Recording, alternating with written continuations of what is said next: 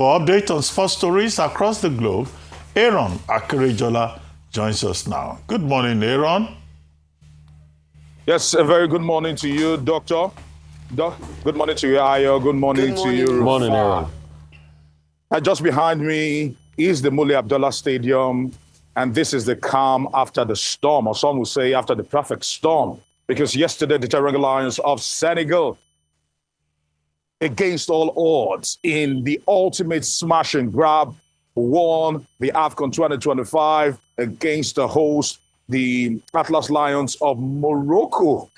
It was a very, very tense match. It was a match that evoked quite a number of reactions. The Moroccans, just by my side, still feeling the bite as I speak. But let's talk about the controversial moment, because this will go down as the most controversial final of the Africa Cup of Nations in its history. And kudos to Papi Gay for actually hitting that one and sending the Senegalese into Cloud 9. But let's go into the controversial moment, and let's start it off with the very, very controversial look at Edward Mendy's towel incident.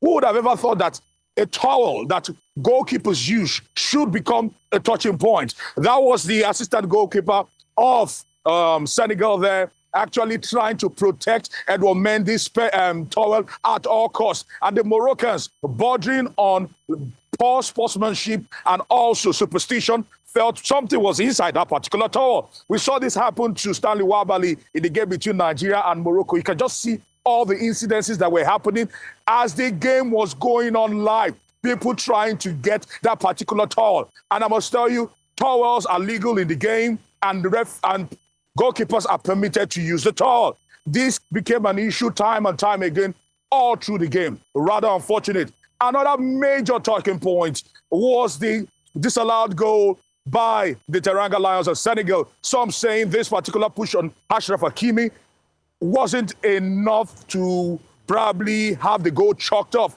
because they felt it was actually a legal goal and should have stood. But the referee on the day, the DR Congo referee, decided that no, that wasn't good enough, and he called it off, and that began what was the breaking of the Pandora's box, literally, because after that, time and time again, controversial issues began to creep up. Now, let's also look at one key factor that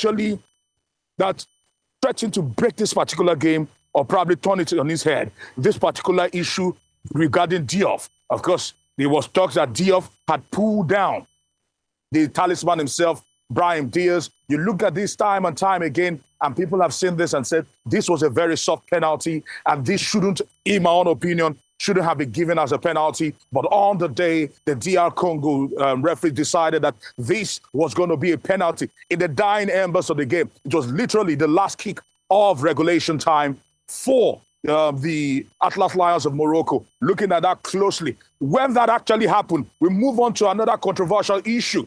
Pape Theo, the coach of the Teranga Lions of Senegal, didn't want to have any of that, and he said to the players, walk off the pitch, and we will not be participating in this game anymore. Very, very unorthodox, very, very unlikely, but that was how things actually played out as the players decided to walk off the pitch as the entire world was watching.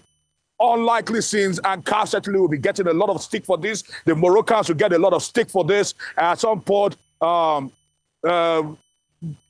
they had to appeal to Sadio Mane, who later on was being persuaded to tell the players to come back to the pitch and finish this particular game. But this should not be. Scenes live from almost like a movie being played out there. Controversial moments after controversial moments. Another one that probably tops it off.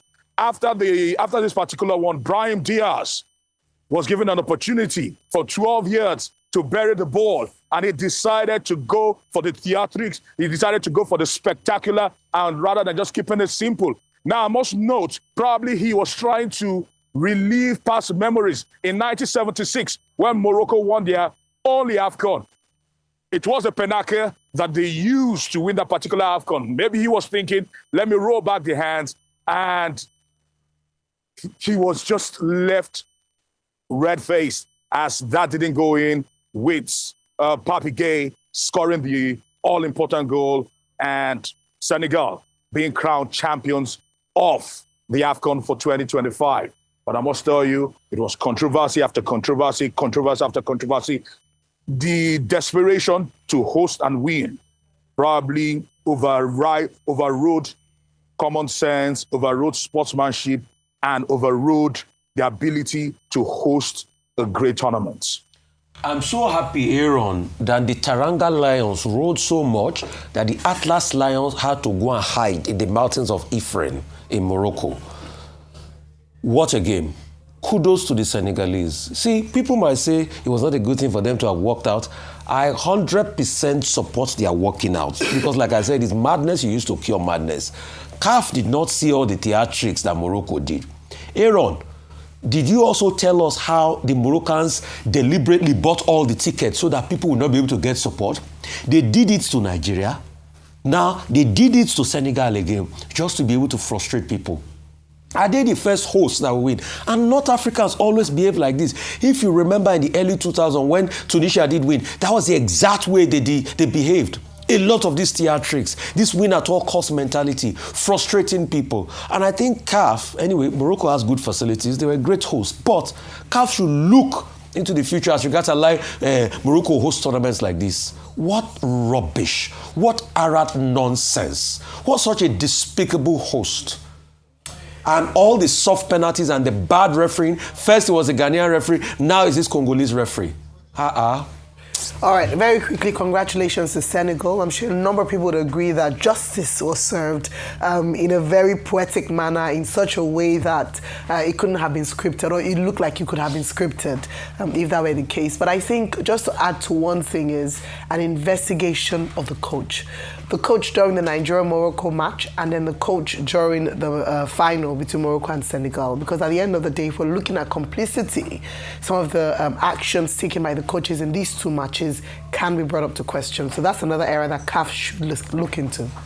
Anyway, let's say congratulations to the government and the people of Morocco for having put up a very good event, hosting other countries from Africa. Despite the drama, the controversies, and all the theatrics, I think this was a very successful AFCON, and also kudos also to CAF, the Confederation of African Football, despite all the controversies with scheduling and all of that. And also to our Super Eagles, who came home with the bronze medal, the 9th time that they will be winning the bronze medal. We wanted gold, but well, it looks like this time around, bronze is good enough. As they say in Nigeria, at all, naim bad.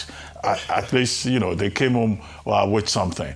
Now, Ibrahim Gusso, the NFF president, has reassured Eric Chell that NFF is very pleased with his performance and the performance of the team, and so there's no issue about Eric Chell being removed from his position. Finally, congratulations to Senegal for having won. Morocco wanted the gold so desperately, but in football, as in life, you win some, you lose some. And after all, on the awards medal, Morocco still got fair play, best goalkeeper.